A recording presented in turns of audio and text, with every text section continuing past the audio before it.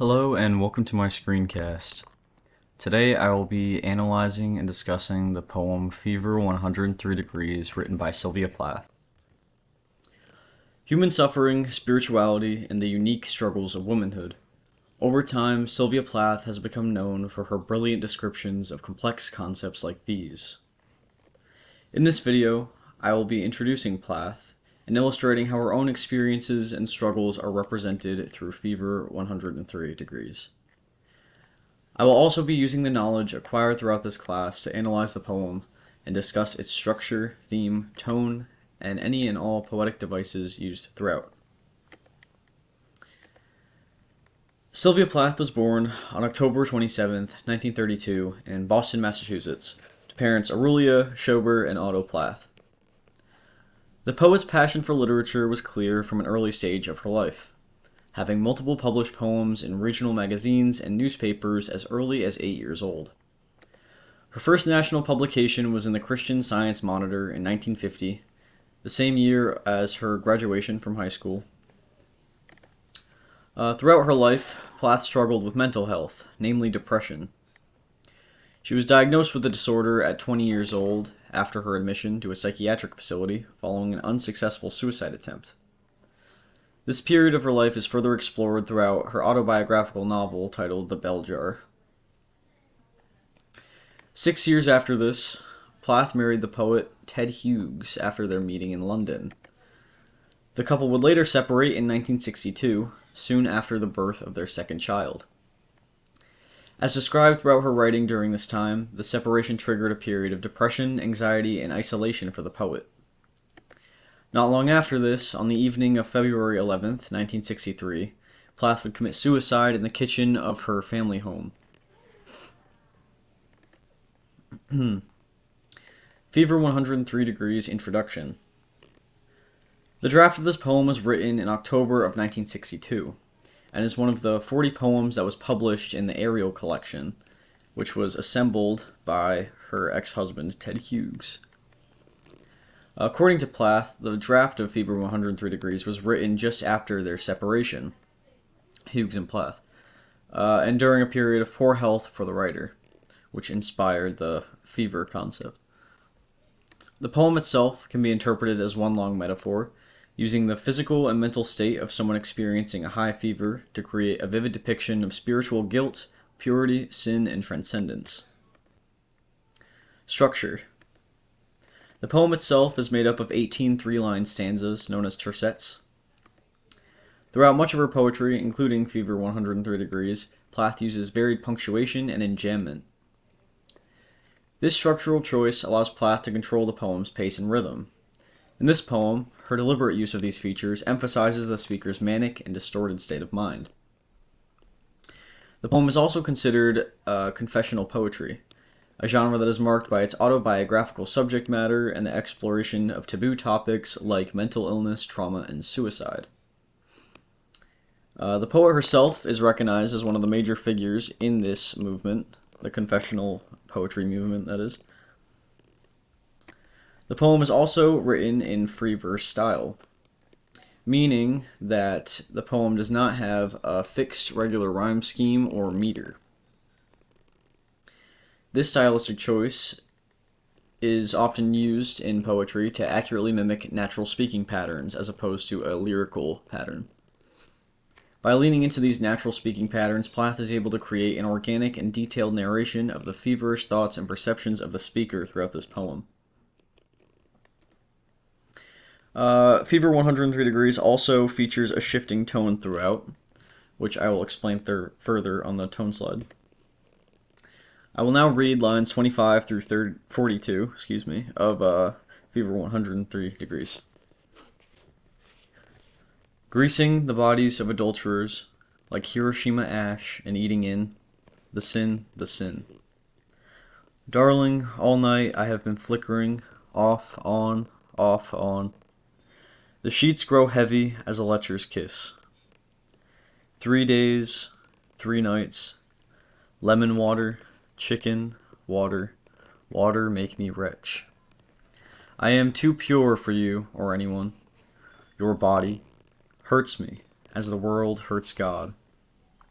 I am a lantern, my head a moon, of Japanese paper, my gold-beaten skin, infinitely delicate and infinitely expensive. Does not my heat astound you, and my light? All by myself I am a huge camellia, glowing and coming and going flush on flush. Themes. Various themes are explored throughout Fever 103 Degrees. In my reading of this poem, I found that it primarily explores themes of purity and sin, specifically regarding the transition from one to the other. The opening line of this poem introduces the theme, asking the rhetorical question, "Pure, what does it mean?" in stanza 1, line 1. It seems as though with this question the speaker is asking herself, what does purity mean? Exposing her troubled thoughts to the reader as she confronts her own guilt and mortality. Throughout the poem, there are multiple direct mentions of purity and sin. An example of this is in stanza 3, line 1, where the speaker states, "The ague tendon, the sin, and again in stanza 9, line 3, where the speaker repeats, the sin, once more, after her vivid description of the concept. Increasingly, towards the end of the poem, the speaker begins describing herself as pure as well. In stanza 12, she declares, "I am too pure for you or anyone," and goes on to compare herself to both the Virgin Mary and to God. I also noticed distinct sexual connotations throughout the poem. Much of the language used during the speaker's fever-induced spiritual journey leads me to believe that sexuality was a significant pressure on her relationship with purity.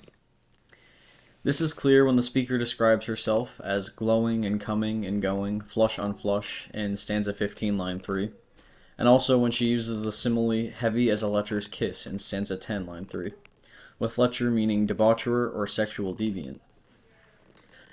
In my opinion, the most telling example of this was the final line of the poem, where the speaker compares her transformation into purity and transition into paradise as the, quote, dissolving of her old selves, like a, quote, old whore petticoat, in stanza 18, line 3.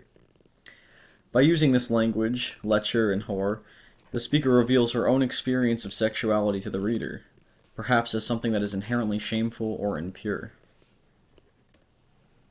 This relates to femininity and womanhood, as I will further explain on the Poetic Devices slide. Tone. The tone throughout the poem is consistent with these complex and uncomfortable themes. By combining physical affliction with spiritual distress, the reader is forced to observe the speaker's double-sided suffering.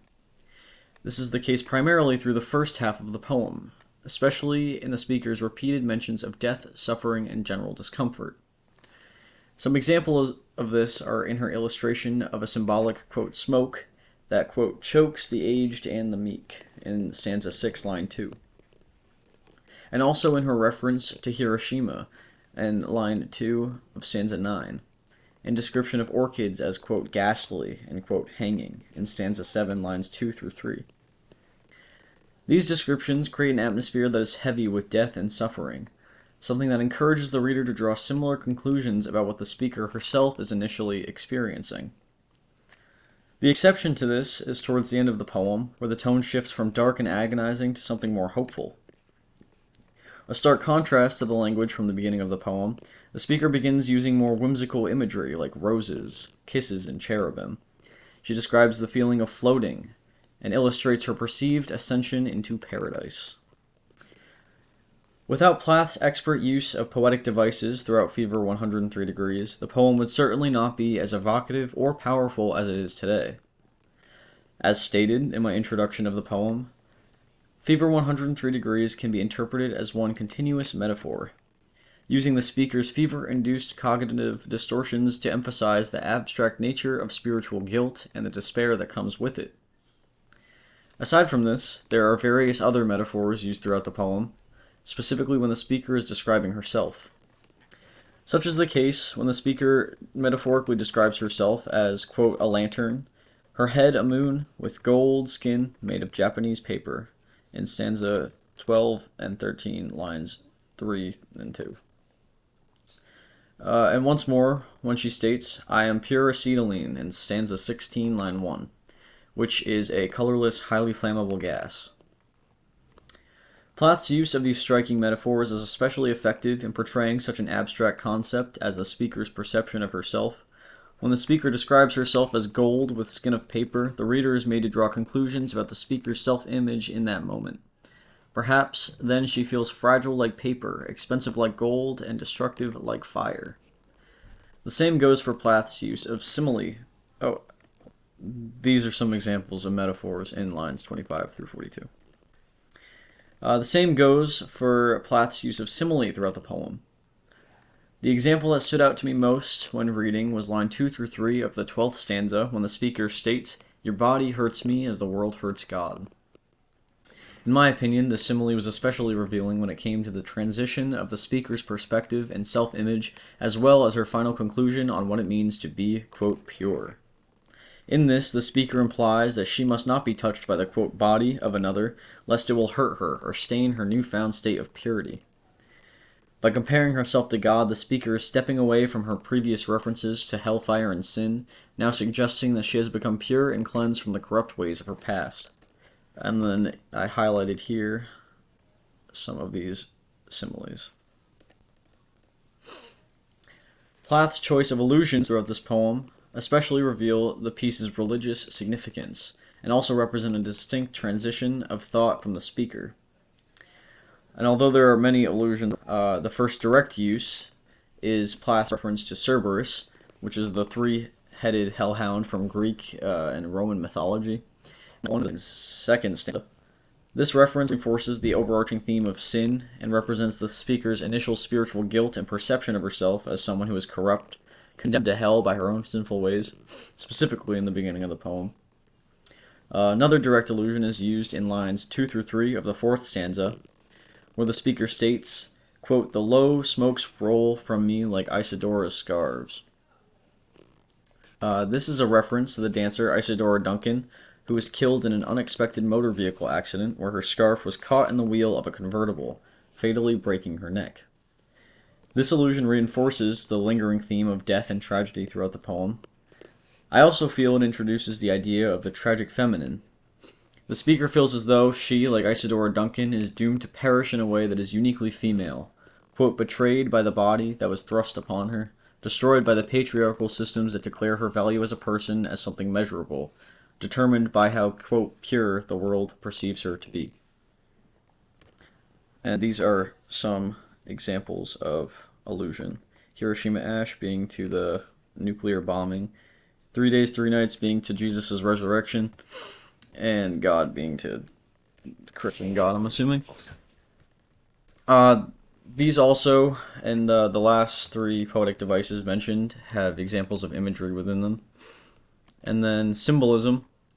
A great deal of symbolism is also used throughout the poem, specifically in Plath's use of religious imagery, feverish pain, the fire of hell, and how these things lead to the speaker's eventual purification. The speaker's end state of purity can also be interpreted as the acceptance of herself and the transition into a new state of freedom, released from her past guilt and shame, rather than an actual transcendence into paradise. Summary.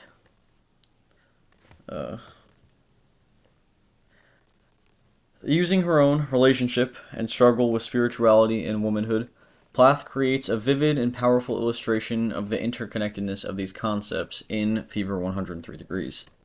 This is specifically regarding the bias of purity culture against women and girls and how this relates to sexual shame and spiritual guilt. And that is the end of my presentation. Thank you very much for watching. If you have any questions, comments, or critiques, please do leave those for me. I am excited and willing to hear out your comments. Thank you. And also these are some image citations for the images used throughout. Thank you.